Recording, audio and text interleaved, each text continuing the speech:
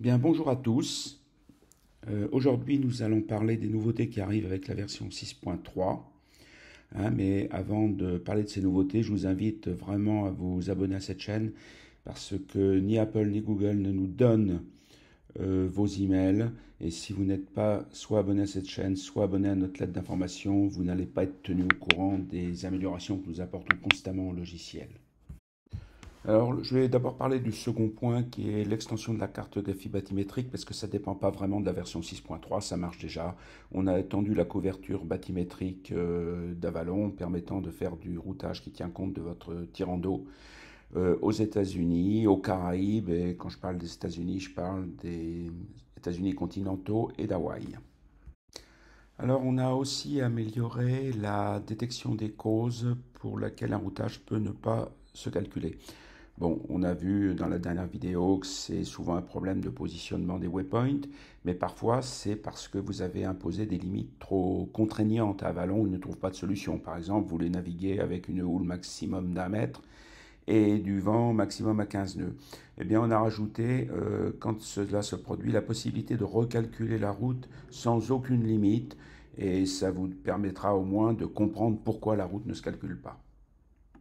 Alors, l'amélioration la plus importante de cette version 6.3 est la possibilité de calculer son heure de départ en fonction d'une heure d'arrivée impérative, comme par exemple, il faut arriver dans tel port avant telle heure pour pouvoir passer l'écluse, ou pouvoir tout simplement passer la barre de l'entrée du port comme à Granville, ou plus, moins impératif, comme je veux arriver de jour dans une crique, ou je veux être à telle heure pour être à temps pour l'apéritif avec les amis.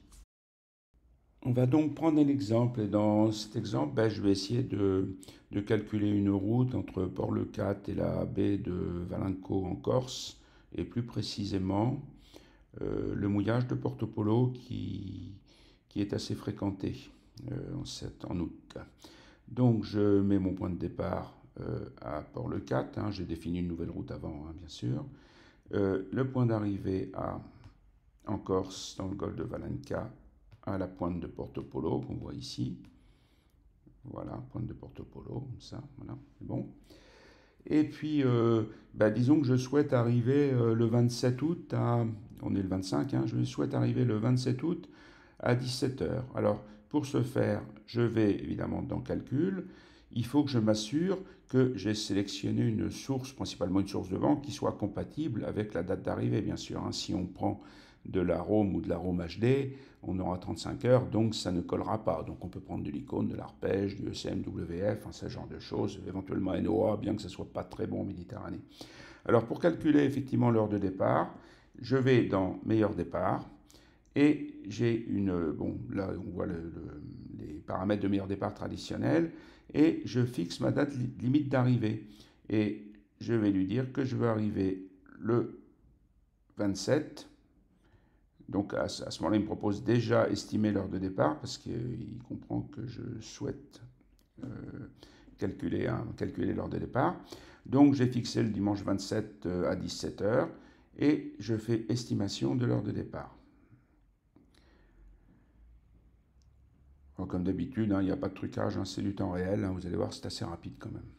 Il faut lui laisser un petit peu le temps de réfléchir.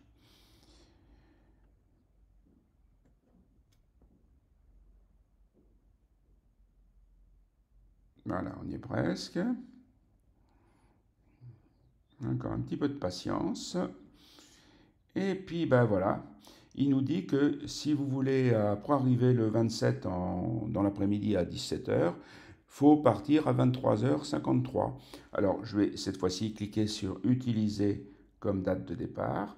Et on voit que sur les dates de départ prédéfinies dans Calcul meilleur départ, alors j'avais l'intervalle de 2 heures qui était déjà là, il m'a prévu ma date de départ 6, qui est la dernière date de départ possible, au 25 août, 23h53, pour être dans le golfe de Valenca à 17 heures le dimanche. Là, je fais retour, je ne veux pas calculer le meilleur départ, je fais retour, on va vérifier qu'il ne me raconte pas des salades. Donc attention, à 23h53, c'est quand même pas la précision suisse. Le vent peut être moins bon, etc. Ça donne une idée. Il peut y avoir quelques minutes d'écart, voire 5-10 minutes, c'est tout à fait correct.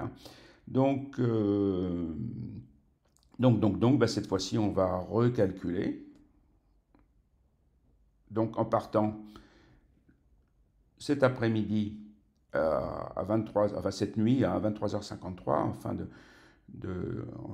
soirée. Alors attention quand même, hein, c'est vraiment, oui, comme je disais, c'est que de l'estimatif, hein. Et donc il m'a recalculé la route. Alors maintenant c'est comme d'habitude, hein, on a les points de route, et puis on a bien entendu le rapport, les informations de parcours. Il m'indique des risques d'orage, ce qui n'est pas étonnant en août. Et donc avec un point de départ, une heure de départ à 23h53, et ben écoutez, il me fait arriver à 17h10. Donc prenez 10 minutes de marge, partez à 23h50 et puis là ça sera clair, hein, jusqu'à 15 minutes. Bon, c'est tout à fait correct, hein. De toute façon, il faut prendre une marge. Bon, là, c'est pas très grave si on arrive un petit peu 10 minutes en retard. C'est un mouillage. Par contre, quand il s'agit d'arriver, de passer un point avec un renversement de marée ou d'arriver à l'heure avant la fermeture de l'écluse et pas avoir à attendre 5 heures dehors en mer, là, ça peut être utile, quoi. Donc, prenez un petit peu de marge et puis voilà, partez donc à 23h50. Moi, je partirai à 23h30, quoi, voilà. Et vous serez à l'heure pour l'apéritif avec les copains dès demain, dès dimanche. Voilà. Ben, écoutez, on va terminer cette vidéo ici. J'espère que je vous remercie pour votre attention. Et puis à très bientôt sur notre chaîne.